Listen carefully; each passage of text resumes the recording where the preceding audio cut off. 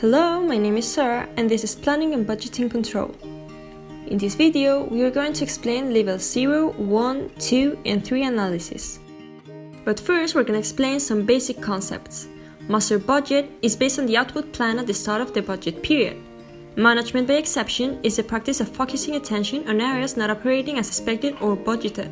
And a variance is just the difference between an actual and an expected budgeted amount.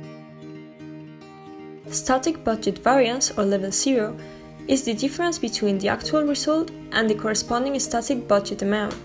Favorable variance has the effect of increasing operating income relative to the budget amount. In contrast, unfavorable variance has the effect of decreasing operating income relative to the budget amount. Static budget variance, also known as level 1, is the difference between the actual result and the corresponding static budget amount. Further analysis decomposes the level 1 analysis into progressively smaller and smaller components. It answers to how much were we off? Levels 2 and 3 examine the level 1 variance into progressively more detailed levels of analysis. It answers to where and why were we off? As I have explained before, the static budget variance is the difference between the actual result and the corresponding budgeted amount in the static budget. A favorable variance, denoted with F, has the effect, when considered in isolation, of increasing operating income relative to the budgeted amount. For revenue items, F means actual revenues exceed budgeted revenues. For cost items, F means actual costs are less than budgeted cost.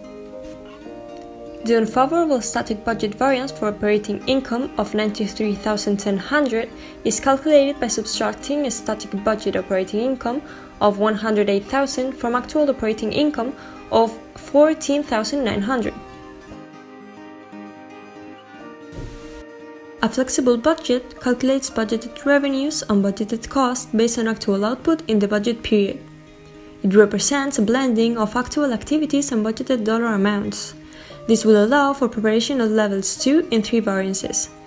And it answers to the question of why were we off? In level 2 analysis, we can see that the static budget variance calculated in level 1 of $93,100 unfavorable is divided into two parts, a flexible budget variance of $29,100 unfavorable and a sales volume variance of $64,000 unfavorable too. The sales volume variance is the difference between a flexible budget amount and the corresponding static budget amount. The flexible budget variance is the difference between an actual result and the corresponding flexible budget amount.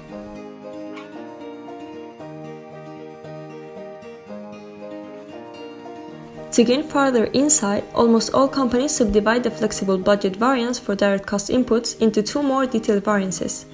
A price variance that reflects the difference between an actual input price and a budgeted input price, and an efficiency variance that reflects the difference between an actual input quantity and a budgeted input quantity.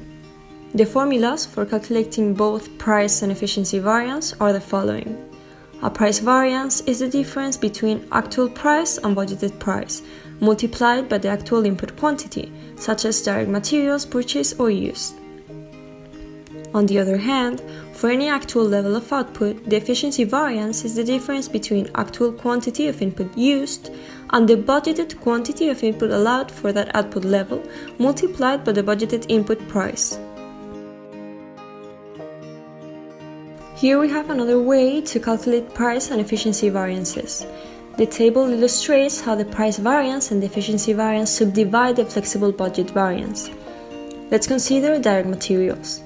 The direct materials flexible budget variance of $21,600 unfavorable is the difference between actual cost incurred of $621,600 shown in column 1 and the flexible budget of $600,000 shown in column 3. The difference between columns 1 and 2 is the price variance of $44,400 favorable. This price variance occurs because the same actual input quantity is multiplied by actual price, $28, in column 1 and budgeted price of $30 in column 2. The difference between columns 2 and 3 is the efficiency variance of $66,000 unfavorable because the same budgeted price of $30 is multiplied by actual input quantity in column 2. To have an overall view, let's look at the summary. The summary of variances highlights 3 main effects.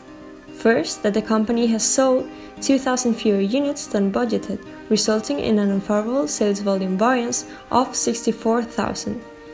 Second, that the company has sold units at a higher price than budgeted, resulting in a favorable selling price variance of 50,000.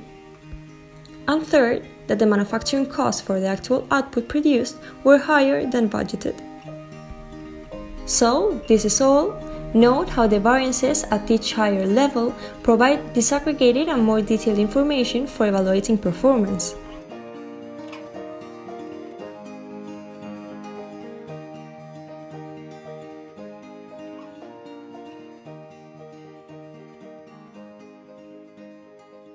Thanks for watching!